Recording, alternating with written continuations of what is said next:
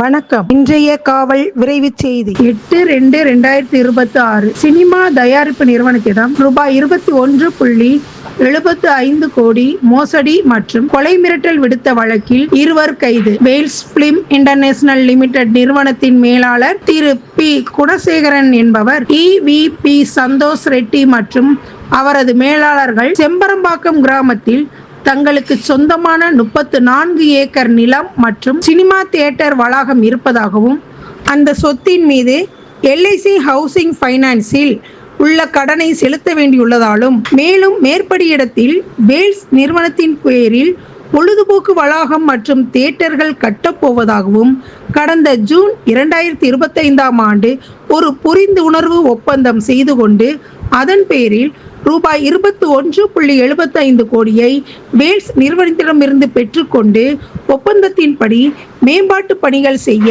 எந்த ஒரு சம்பந்தப்பட்ட ஆவணமும் தராமல் காலம் தாழ்த்தி வந்து பின்பு ஒப்பந்தத்தை மனுதாரரின் சம்மதமின்றி ரத்து செய்து மனுதாரரை ஏமாற்றிவிட்டு மேற்படி இடத்திலிருந்து வெளியேற சொல்லி மிரட்டியுள்ளதாக கொடுத்த புகாரின் பேரில் தாம்பரம் மத்திய குற்றப்பிரிவில் வழக்கு பதிவு செய்யப்பட்டு புலன் விசாரணைக்கு எடுத்துக் கொள்ளப்பட்டது. இவ்வழக்கின் எதிரிகளை கைது செய்ய தாம்பரம் மாநகர காவல் ஆணையாளர் முனைவர் திரு A. அமல்ராஜ் IPS அவர்களின் உத்தரவுப்படி தனிப்படை அமைக்கப்பட்டு தேடியதில் EVP Santhosh Reddy Velachery main road Guindy Chennai மற்றும் வினோத் A. காட்டூர் OMR சென்னை ஆகியோரை 8/2/2026 அன்று கைது செய்து விசாரணை செய்ததில் எதிரிகள் குற்றத்தை ஒப்புக்கொண்டதால் இருவரையும் சம்பந்தப்பட்ட நீதிமன்ற நடுவர் முன்பாக ஆஜர்படுத்தப்பட்டு 20/2/2026 முடிய நீதிமன்ற காவலுக்கு உத்தரவிடப்பட்டுள்ளது. மேலும்